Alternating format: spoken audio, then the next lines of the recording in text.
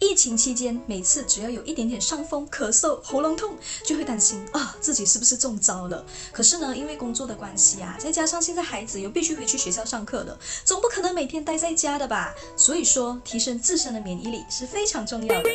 前几天去 pharmacy， 那里的工作人员就推荐了我这一个 Phytorec。平常看到增强免疫力的保健品，一般上单一个功效就要100多块了。可是呢，这个 Phytorec 它有3大功效哦，除了可以增强我们自身的免疫力，它还有护眼和补脑的功效。我是觉得很便宜啦，所以我就买回来试试看。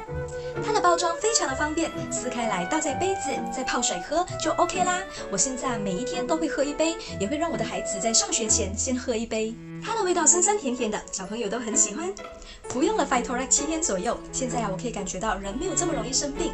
平常因为工作的关系，有时候要熬夜第二天如果睡不够的话，早上起来就会伤风咳嗽，加上有时候直播如果讲太多话，第二天就会喉咙痛。可是呢，现在这一些都改善了。Phytorec 绝对是适合你一家大小的保健品，为你的身体提供最好的防疫。